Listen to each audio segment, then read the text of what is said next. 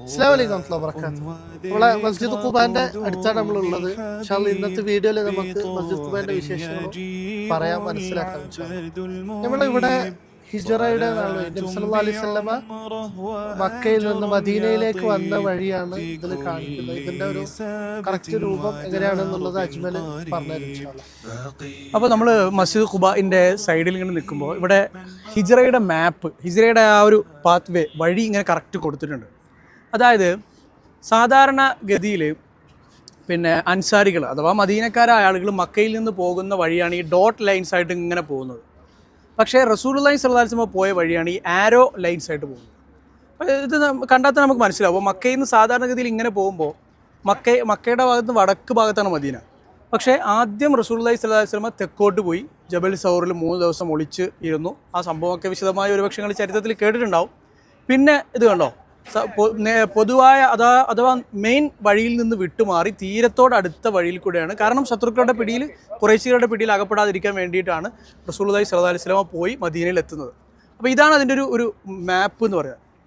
മാത്രമല്ല ഈ ഹിജറയുടെ വഴിയിൽ ഉണ്ടായ പ്രധാനപ്പെട്ട 2 സംഭവങ്ങൾ കൂടി ഈ ഒരു മാപ്പിൽ അടയാളപ്പെടുത്തിയിട്ടുണ്ട്.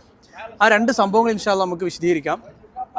പിന്നെ അതിൽ ഒന്നാമത്തെ സംഭവം ഉമ്മു മാബദ് റളിയല്ലാഹു അൻഹ അവരുടെ ടെൻറ്റ്, അവരുടെ ഖൈമ റസൂലുള്ളാഹി സ്വല്ലല്ലാഹു അലൈഹി വസല്ലം സന്ദർശിച്ചതാണ്. അതൊരു അത്ഭുത സംഭവമായിരുന്നു. റസൂലുള്ളാഹി സ്വല്ലല്ലാഹു അലൈഹി വസല്ലം മുഅ്ജിസത്തൊക്കെ പ്രകടമായ സംഭവമായിരുന്നു. രണ്ടാമത്തെ സംഭവം സുറാഖത്ത് ബിനു മാലിക്കിൻ്റെ സംഭവമാണ്. പ്രവാചകനെ പിടികൂടാൻ 100 ഒട്ടകങ്ങൾ മോഹിച്ച് വന്ന സുറാഖ എന്ന് പറയുന്ന മനുഷ്യൻ, അദ്ദേഹമായി ഉണ്ടായ സംഭവം. അപ്പോൾ ഈ 2 സ്ഥലങ്ങളെയും കൂടി ഇവിടെ ഒരു ലൊക്കേറ്റ് ചെയ്തിട്ടുണ്ട്. പിന്നെ മൊത്തത്തിൽ ഈ ഒരു മാപ്പ് നമുക്ക് ഹിജറയുടെ ആ ഒരു വഴിയെക്കുറിച്ച് ഒരു ചെറിയൊരു മൊത്തത്തിലൊരു ചിത്രം നമുക്ക് കിട്ടാൻ സഹായിക്കും. നമ്മളിപ്പം ഹിജറയുടെ മാപ്പ് നമ്മൾ കണ്ട്. അജ്മലോ, ഈ എന്താണ് ഈ ഹിജറ എന്ന് പറയുമ്പോൾ? സത്യം പറഞ്ഞാൽ ഹിജറ റസൂലുള്ളാഹി സ്വല്ലല്ലാഹു അലൈഹി വസല്ലം ഹിജറ വന്ന ആദ്യത്തെ സ്ഥലത്താണ് ഇപ്പോൾ നമ്മൾ നിൽക്കുന്നത്. ഖുബായിലാണ് ആദ്യമായിട്ട് എത്തുന്നത്, പിന്നെയാണ് മദീനയിലേക്ക് പോകുന്നത്. അപ്പോൾ ഹിജറ എന്ന് പറഞ്ഞാൽ ഒന്ന് പലായനം നമുക്കതിന് മലയാളത്തിൽ പറയാം. അഥവാ റസൂലുള്ളാഹി സ്വല്ലല്ലാഹു അലൈഹി വസല്ലമ ആദ്യം വഹി ലഭിച്ചതിന് ശേഷം പിന്നെ 3 വർഷം രഹസ്യമായിട്ട് പ്രബോധനം ചെയ്തു. പിന്നെ പരസ്യമായിട്ട് പ്രബോധനം ചെയ്യാൻ തുടങ്ങി 1 വർഷം കഴിഞ്ഞപ്പോൾ തന്നെ മുസ്ലിങ്ങൾക്ക് അവിടുന്ന് പുറത്തു പോകേണ്ടി വന്നു. അങ്ങനെയാണ് ആദ്യത്തെ ഹിജറ ഉണ്ടാകുന്നത്. പക്ഷേ അത് എത്യോപ്യയിലേക്ക് 2 തവണ അങ്ങോട്ടേക്ക് ഹിജറ പോയി. പിന്നെയാണ് അവസാനം മുൻകാല വേദഗ്രന്ഥങ്ങളിൽ ഒക്കെ പറഞ്ഞിട്ടുള്ളത് പോലെ തന്നെ, തൗറാത്തിൽ ഇഞ്ചിയിലൊക്കെ പറഞ്ഞിട്ടുള്ളത് പോലെ തന്നെ മദീനയിലേക്ക്, അന്ന് യസ്രിബ് എന്നായിരുന്നു പേര്, ഇവിടേക്കുള്ള ഹിജറ വരുന്നത്. റസൂലുള്ളാഹി സ്വല്ലല്ലാഹു അലൈഹി വസല്ലം അനുവാദം കിട്ടുന്നത് 13 കൊല്ലം മക്കയിൽ താമസിച്ചതിന് ശേഷമാണ്. 13ാമത്തെ കൊല്ലമാണ് മദീനയിലേക്ക് ഹിജറ വരുന്നത്. അങ്ങനെ വരുമ്പോൾ ആദ്യം ഈ ഖുബായിലാണ് എത്തുന്നത്. പിന്നെ ഇന്ന് സത്യം പറഞ്ഞാൽ ഇന്ന് ഇപ്പോൾ നമുക്ക് ഹിജറയുടെ ഒരുപക്ഷെ നമുക്ക് കേൾക്കുമ്പോൾ നമ്മൾ ഇന്ന് ലോകത്ത് അഭയാർത്ഥികൾ അങ്ങനെ പല പ്രശ്നങ്ങൾ ഒക്കെ കാണുന്നുണ്ട്. പക്ഷേ സ്വന്തം നാട് മാത്രമല്ല, എല്ലാം തങ്ങൾക്കുള്ളതെല്ലാം വിട്ടിട്ട് വന്ന ആളുകളാണ് മുഹാജിറുകൾ. അത് മാത്രമല്ല, ഒരു ഹദീസിൽ റസൂലുള്ളാഹി സ്വല്ലല്ലാഹു അലൈഹി വസല്ലം പറയുന്നത് കാണാം, അന്ന് ഹിജറ മുഹാജിറുകളെല്ലാം വിട്ടു വന്ന ആളുകളാണ്. പക്ഷേ പിന്നെ യഥാർത്ഥത്തിൽ ഒരു മുഹാജിർ എന്ന് പറഞ്ഞാൽ മൻ ഹജറ മാ നഹല്ലാഹു അൻഹു, അള്ളാഹു ജീവിതത്തിൽ വിലക്കിയതൊക്കെ ഒഴിവാക്കുന്നതാണ് ശരിക്കുള്ള ഒരു മുഹാജിർ. അപ്പോൾ സത്യം പറഞ്ഞാൽ നമുക്കും ഹിജറ ഉണ്ട്. നമ്മൾ പടച്ചോൻ്റെ കൽപ്പനകൾ നമ്മൾ ജീവിതത്തിൽ പിന്നെ പുലർത്തുകയും പടച്ചോൻ വിരോധിച്ച കാര്യങ്ങൾ ജീവിതത്തിൽ നിന്ന് പൂർണ്ണമായി ഒഴിവാക്കുകയും ചെയ്യുമ്പോഴാണ് നമുക്ക് നല്ലൊരു മുസ്ലിമും നല്ലൊരു മുഹാജിറും ഒക്കെ ആകാൻ പറ്റുക.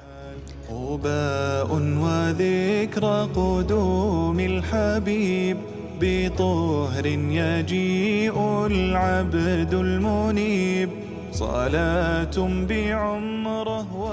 നമ്മളിപ്പോൾ മസ്ജിദ് ഖുബാൻ്റെ ഫ്രണ്ട് സൈഡിൽ അഥവാ ഇമാമ് നിൽക്കുന്ന ഖിബിലയുടെ സൈഡിലാണുള്ളത്. ഇവിടെ ഇപ്പോൾ പിന്നെ ഈ അടുത്ത് നമ്മളെ ഹജ്ജിൻ്റെ ഒരുക്കങ്ങളുമായി ബന്ധപ്പെട്ട് മിനാരങ്ങളുടെയൊക്കെ അറ്റകുറ്റപ്പണികളൊക്കെ നടന്നിരുന്നു. അപ്പോൾ അതുകൊണ്ടാണ് കൺസ്ട്രക്ഷൻ വർക്കിൻ്റെ കുറേ സംഗതികളിവിടെ കാണുന്നത്. അല്ലാത്തപ്പോൾ ഇവിടെ നമുക്ക് ഓപ്പൺ ആയിരുന്നു.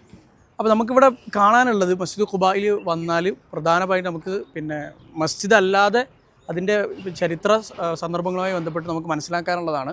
ഒന്ന്, നിങ്ങളാ കാണുന്നൊരു ദൂരെ ഒരു ഈന്തപ്പനയുടെ അടുത്തുള്ളൊരു ബോർഡ്, ആ ഒരു സ്ഥലം കണ്ടിട്ടുണ്ടാവും. അത് എന്ന് പറഞ്ഞാൽ റസൂലുള്ളാഹി സ്വല്ലല്ലാഹു അലൈഹി വസല്ലം ഹിജറ വന്നതിന് ശേഷം ഹിജറ വന്ന് ആദ്യമായിട്ട് വന്ന് താമസിക്കുന്ന വീടാണ്. കുൽസൂം ഇബ്നുൽ ഹിദം റളിയല്ലാഹു അൻഹുവിൻ്റെ വീടാണത്. വളരെ പ്രായാധിക്യം ഉണ്ടായിരുന്ന ഒരു സ്വഹാബിയായിരുന്നു അദ്ദേഹം. നമ്മൾ മുമ്പ് നമ്മളെ മദീന ജേണലിൽ ഒരു റീലായിട്ട് അത് ചെയ്തിരുന്നു, ആ വീടും അതിൻ്റെ പരിസരങ്ങളൊക്കെ. അപ്പോൾ അവിടെയാണ് റസൂലുള്ളാഹി സ്വല്ലല്ലാഹു അലൈഹി വസല്ലം ഹിജറ മക്കയിൽ നിന്ന് വരുമ്പോൾ ആദ്യമായി താമസിക്കുന്നത് അവിടെയാണ്. അദ്ദേഹം ഒരു പ്രായാധിക്യമുള്ളൊരു മനുഷ്യനായിരുന്നത് കൊണ്ട് തന്നെ ആദ്യമായിട്ടാണല്ലോ മദീനക്കാരും കുബക്കാരും റസൂലിനെ കാണുന്നത്.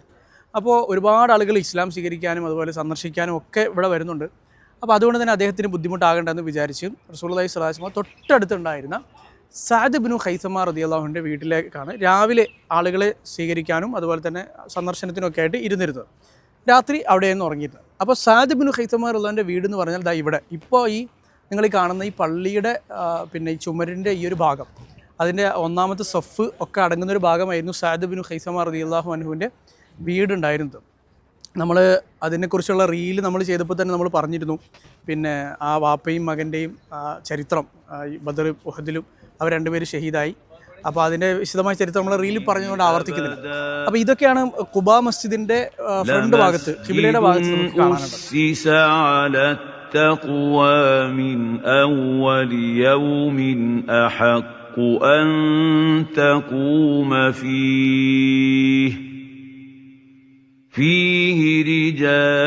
ഖുബാന്റെ പരിസരത്ത് നമുക്ക് അറിയാനുള്ള പ്രധാനപ്പെട്ട മറ്റൊരു സ്ഥലമാണ് ബിഅ്റു ഖാത്തം, അല്ലെ ബിഅ്റു അരീസ്, അല്ലെങ്കിൽ ബിഅ്റു ഖാത്തം. നമ്മൾ ഖിബിലക്ക് തിരിഞ്ഞ് നിൽക്കുന്ന സമയത്ത് ഖുബാ പള്ളിയുടെ ഫ്രണ്ട് സൈഡിൽ വലതു ഭാഗത്തായിട്ടാണ് ഇത് ബിഅ്റു ഖാത്തം അല്ലെങ്കിൽ ബിഅ്റു അരീസ് സ്ഥിതി ചെയ്യുന്നത്. ധാരാളം ചരിത്രമുണ്ട്, അത് ഇൻഷാ അല്ലാഹ് അജ്മൽ നമുക്ക് പറഞ്ഞുതരും. ഖാത്തം എന്ന് പറഞ്ഞാൽ അറബിയിൽ മോതിരം എന്നാണ് അർത്ഥം, മോതിരം. അപ്പോൾ മോതിരത്തിൻ്റെ കിണർ ബിഅ്റുൽ ഖാത്തം, അല്ലെങ്കിൽ പിന്നെ ബിഅ്റു അരീസ്, അരീസ് എന്ന് പറഞ്ഞാൽ കർഷകർ എന്നാണ് അർത്ഥം, കർഷകരുടെ കിണർ എന്നൊക്കെയാണ് നമ്മളിപ്പോൾ കണ്ട കിണറിൻ്റെ പേര്. അപ്പോൾ അങ്ങനെ ഒരു പേര് വരാനുള്ള കാരണം എന്ന് പറഞ്ഞാൽ ഇവിടെ മസ്ജിദ് ഖുബായിനടുത്ത് നമ്മൾ ആ കണ്ട സ്ഥലത്ത് യഥാർത്ഥത്തിലൊരു തോട്ടമായിരുന്നു ഉണ്ടായിരുന്നു. ആ തോട്ടത്തിനുള്ളിലാണ് ഈ കിണറുള്ളത്.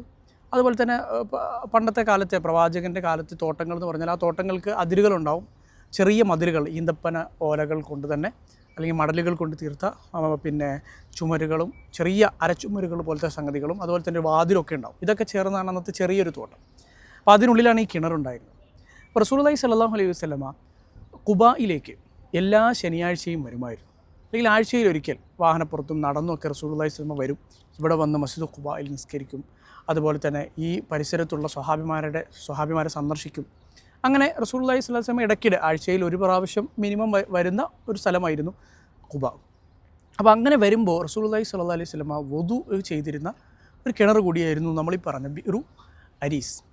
ഇതുമായി ബന്ധപ്പെട്ട് ഒരുപാട് ചരിത്രങ്ങളുണ്ട്. ഇപ്പോൾ ഉദാഹരണത്തിന് റസൂലുള്ളാഹി സ്വല്ലല്ലാഹു അലൈഹി വസല്ലം ഒരിക്കൽ ഈ ബിഅ്റു അരീസിൽ വന്നപ്പോൾ അബൂ മൂസ അശ്അരി റളിയല്ലാഹു അൻഹു അദ്ദേഹം പറയുന്നത് കാണാം, അദ്ദേഹം തീരുമാനിച്ചു ഇന്ന് ഞാൻ പ്രവാചകന് കാവൽക്കാരനാവും. അഥവാ പ്രവാചകൻ ഒറ്റയ്ക്ക് ഇങ്ങനെ ഈ ഒരു കിണറിൽ വന്ന് വുദു ചെയ്ത് കിണറ്റിൻ്റെ കരയിൽ ഇങ്ങനെ ആ തട്ടിൽ പിന്നെ ഇങ്ങനെ ഇരിക്കുകയാണ്, ഒറ്റയ്ക്ക് ഇരിക്കുകയാണ്. അപ്പോൾ പ്രവാചകൻ ആരും ശല്യപ്പെടുത്തേണ്ടെന്ന് കരുതി ഞാനിന്ന് സ്വയം പിന്നെ ഒരു കാവൽക്കാരനായി ആ തോട്ടത്തിൻ്റെ ആ വാതിലിന് പുറത്ത് അദ്ദേഹം നിൽക്കും. അങ്ങനെ നിൽക്കുമ്പോൾ കുറച്ച് കഴിയുമ്പോൾ അബൂബക്കർ റളിയല്ലാഹു അൻഹു വരും. അപ്പോൾ അദ്ദേഹം തടയും, ഞാൻ പ്രവാചകനോട് അനുവാദം ചോദിക്കട്ടെ, എന്നിട്ട് നിങ്ങൾക്ക് അനുവാദം തരാം. അങ്ങനെ റസൂലുള്ളാഹി സ്വല്ലല്ലാഹു അലൈഹി വസല്ലം അനുവാദം ചോദിക്കും. റസൂലുള്ളാഹി സ്വല്ലല്ലാഹു അലൈഹി വസല്ലം അബൂ മൂസ അശ്അരി റളിയല്ലാഹു അൻഹു പറയുന്നത് ഇദ്ൻ ലഹു വബശ്ശിർഹു ബിൽ ജന്ന, അബൂബക്കറിന് താങ്കൾ പിന്നെ അനുവാദം കൊടുത്തോളൂ, അതുപോലെ തന്നെ അനുവാദത്തോടൊപ്പം അദ്ദേഹത്തിന് സ്വർഗ്ഗമുണ്ട് എന്ന സന്തോഷ വാർത്ത കൂടി അറിയിക്കുക. അപ്പോൾ ഇത് പലതവണ അബൂബക്കർ റളിയല്ലാഹു അൻഹുവിനെയും അതുപോലെ തന്നെ സ്വർഗ്ഗം കൊണ്ട് സന്തോഷ വാർത്ത അറിയിക്കപ്പെട്ട സ്വഹാബിമാരെയൊക്കെ നമ്മൾ കേട്ടിട്ടുണ്ടാവും. അവർ പലതവണ ഇത് ഉണ്ടായിട്ടുണ്ട്, അതിലൊരു സംഭവമാണിത്. അപ്പോൾ അബൂബക്കർ റളിയല്ലാഹു അൻഹു പ്രവേശിച്ച ആ തോട്ടത്തിൽ പ്രവാചകൻ്റെ കൂടെ ആ കിണറ്റിൻ കരയിൽ വലതുവശത്തായി വന്നിരിക്കും. കുറച്ച് കഴിയുമ്പോൾ ഉമർ ഇബ്നു ഖത്താബ് റളിയല്ലാഹു അൻഹു വരും. അദ്ദേഹം ഇതുപോലെ അനുവാദം ചോദിക്കും, റസൂൽ അനുവാദം കൊടുക്കും. അതുപോലെ തന്നെ വബശ്ശിർഹു ബിൽ ജന്ന, ഉമറിനും സ്വർഗ്ഗമുണ്ട് എന്ന് അറിയിക്കാനും പറയും. അങ്ങനെ ഉമർ റളിയല്ലാഹു അൻഹു വരും, റസൂലുള്ളാഹി സ്വല്ലല്ലാഹു അലൈഹി വസല്ലം ഇടതുഭാഗത്ത് കിണറ്റിൻ കരയിൽ തന്നെ ഇരിക്കും. പിന്നീട് കുറച്ച് കഴിഞ്ഞ് ഉസ്മാൻ ബിൻ അഫ്ഫാൻ റളിയല്ലാഹു അൻഹു വരും. അപ്പോൾ ഇതേപോലെ അനുവാദം ചോദിക്കും. അപ്പോൾ റസൂലുള്ളാഹി സ്വല്ലല്ലാഹു അലൈഹി വസല്ലം അബൂ മൂസ അശ്അരി റളിയല്ലാഹു അൻഹു പറയുന്നത് ഇദ്ൻ ലഹു വബശ്ശിർഹു ബിൽ ജന്ന അലാ ബൽവ തുസീബുഹു, അദ്ദേഹത്തിന് അനുവാദം കൊടുക്കൂ, അതുപോലെ തന്നെ സ്വർഗ്ഗമുണ്ട് എന്ന സന്തോഷ വാർത്ത അറിയിക്കുകയും ചെയ്യണം. പക്ഷേ അദ്ദേഹത്തിന് ഭാവിയിൽ ബാധിക്കാൻ പോകുന്ന ഒരു വലിയൊരു പരീക്ഷണം, അതിൻ്റെ പേരിൽ കൂടിയായിരിക്കും അദ്ദേഹത്തിന് സ്വർഗ്ഗമുള്ളത്. അപ്പോൾ അത് സത്യം പറഞ്ഞാൽ റസൂലുള്ളാഹി സ്വല്ലല്ലാഹു അലൈഹി വസല്ലമയുടെ പ്രവചനമായി പിൽക്കാലത്ത് പുലർന്ന ഉസ്മാൻ റളിയല്ലാഹു അൻഹുവിൻ്റെ കാലഘട്ടത്തിലുണ്ടായ വലിയ ഫിത്ന, അദ്ദേഹത്തിൻ്റെ രക്തസാക്ഷിത്വത്തിലേക്ക് ഷഹാദത്തിലേക്ക് വരെ നയിക്കുന്ന കലാപകാരികൾ മദീനയെ ഉപരോധിച്ച് ഉസ്മാൻ റളിയല്ലാഹു അൻഹുവിനെ പിന്നെ വധിക്കുന്ന അവസ്ഥയിലേക്ക് വരെ എത്തുന്ന ആ ഒരു കാര്യത്തെ ആണ് റസൂലുള്ളാഹി സ്വല്ലല്ലാഹു അലൈഹി വസല്ലം സൂചിപ്പിക്കുന്നത്. അങ്ങനെ ഉസ്മാൻ റളിയല്ലാഹു അൻഹു വന്നു. ഉസ്മാൻ റളിയല്ലാഹു അൻഹു നോക്കുമ്പോൾ വലത് ഭാഗം അബൂബക്കർ റളിയല്ലാഹു അൻഹു കൈയടക്കി, ഇപ്പുറത്ത് ഉമർ റളിയല്ലാഹു അൻഹു ആണ്, സ്ഥലമില്ല. അപ്പോൾ ഉസ്മാൻ റളിയല്ലാഹു അൻഹു നേരെ ഓപ്പോസിറ്റ് കിണറ്റിൻ്റെ കരയിൽ ഇരുന്നു എന്നാണ് ഹദീസ്. അതുപോലെ തന്നെ ഈ ബിറു അരീസ് എന്നുള്ള കിണറിന് ബിറു ഖാത്തം, മോതിരത്തിൻ്റെ കിണർ എന്ന് പേര് വരാനുള്ള കാരണം റസൂലുള്ളാഹി സ്വല്ലല്ലാഹു അലൈഹി വസല്ലമയുടെ മോതിരം, പ്രവാചകൻ സല്ലല്ലാഹു അലൈഹി വസല്ലമയ്ക്ക് രാജാക്കന്മാർക്കും മറ്റും കത്തുകൾ എഴുതുന്നത് സീൽ ചെയ്യുന്നതിന് വേണ്ടി മുഹമ്മദ് റസൂലുള്ളാഹി എന്ന് എഴുതിയ മോതിരം ഉണ്ടായിരുന്നതായി നമുക്കറിയാമായിരിക്കും. ആ മോതിരം അവിടുത്തെ വഫാത്തിന് ശേഷം അബൂബക്കർ റളിയല്ലാഹുവിൻ്റെ കയ്യിലാണ് ഉണ്ടായിരുന്നത്, പിന്നെ ഉമർ റളിയല്ലാഹുവിൻ്റെ കയ്യിൽ, പിന്നെ ഉസ്മാൻ റളിയല്ലാഹുവിൻ്റെ കയ്യിൽ.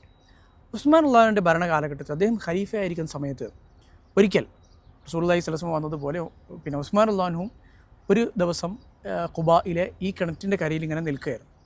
അപ്പോൾ ആ സമയത്ത് അദ്ദേഹം സാധാരണ നമ്മൾ ഈ മോതിരം പിന്നെ എന്തെങ്കിലും ചിന്തിക്കുമ്പോഴോ മറ്റൊക്കെ മോതിരത്തിൽ ഇങ്ങനെ പിടിച്ച് കളിക്കാറുള്ളത് പോലെ അദ്ദേഹം ഇങ്ങനെ മോതിരത്തിൽ ഇങ്ങനെ പിടിച്ച് കളിച്ചുകൊണ്ടിരുന്ന സമയത്ത് ആ മോതിരം ആ കിണറ്റിലേക്ക് വീണു.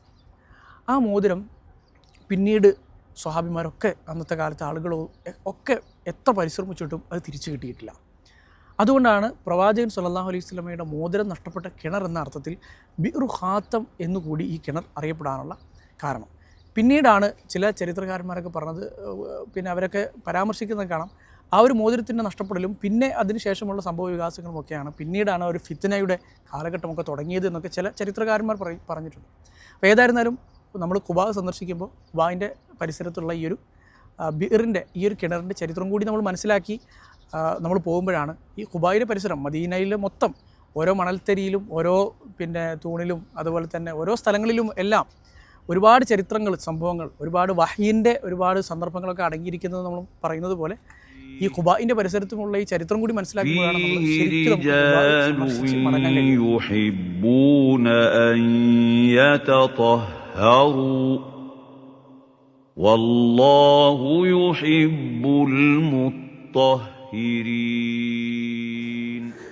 ഈ ഖുബാ എന്ന് പറയുന്ന സ്ഥലം ശരിക്കും പറഞ്ഞാൽ ഇവിടെ ഖുബാ എന്ന പേരിലൊരു കിണറായിരുന്നു ഉണ്ടായിരുന്നു.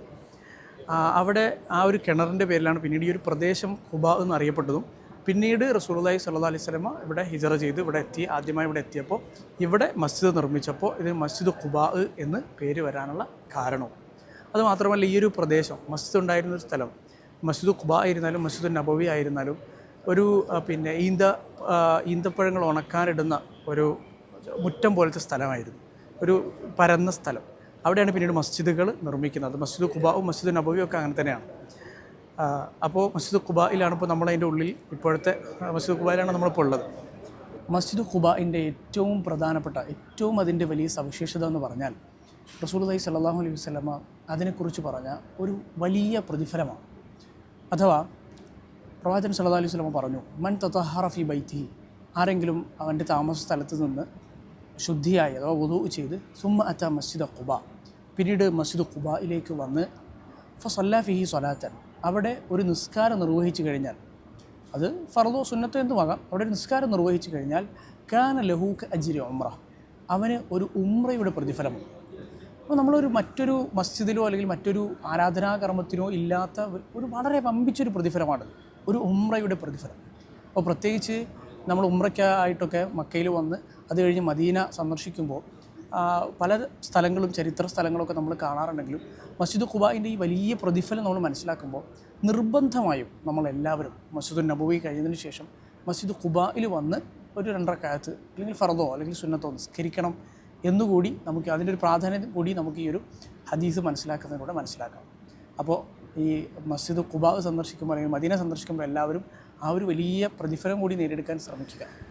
മസ്ജിദ് ഖുബായിൽ അതിൻ്റെ ഈ നടുത്തളം, ഇവിടെ റൂഫില്ല, ഇവിടെ ഈ ഒരു പിന്നെ എന്താണ് ചെറിയൊരു ഇങ്ങനത്തെ ഒരു തുണി പോലത്തെ സംഗതിയാണുള്ളത്. ഇവിടെ വെച്ചിട്ടാണ് ഇവിടുത്തെ മസ്ജിദ് ഖുബായിൽ നോമ്പുതുറ ഉണ്ടാവല്.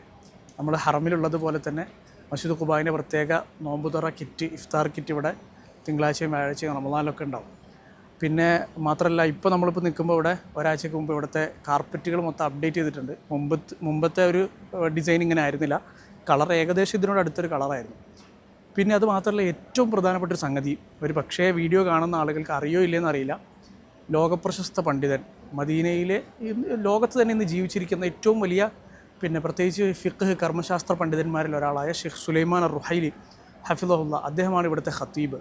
ഒരുപക്ഷെ അദ്ദേഹത്തിൻ്റെ വീഡിയോകൾ മലയാളത്തിലും അതുപോലെ തന്നെ ഇംഗ്ലീഷിലുമൊക്കെ ട്രാൻസ്ലേഷൻ ചെയ്തും ക്യാപ്ഷനുകൾ പിന്നെ ഒക്കെ ആയിട്ടുമൊക്കെ ഒരുപാട് ആളുകളിലേക്ക് എത്തിയൊരു വലിയ പണ്ഡിതനാണ് അദ്ദേഹം. ഇന്നും ജീവിച്ചിരിക്കുന്ന മദീന യൂണിവേഴ്സിറ്റിയിലൊക്കെ അധ്യാപകനായിരുന്ന, ഇപ്പോഴും മസ്ജിദ് ഖുബായിലെ ഖത്തീബായ, മസ്ജിദ് നബവിയിൽ ഇപ്പോഴും സ്ഥിരമായി അസറിന് ശേഷം ക്ലാസ്സുകൾ കൈകാര്യം ചെയ്യുന്ന വലിയ പണ്ഡിതനാണ് അദ്ദേഹം. അപ്പോൾ അദ്ദേഹമാണ് ഇവിടുത്തെ ഖത്തീബ്. وذكرى قدوم الحبيب بطهر يجيء العبد المنيب صلاة بعمره وأجر يطيب.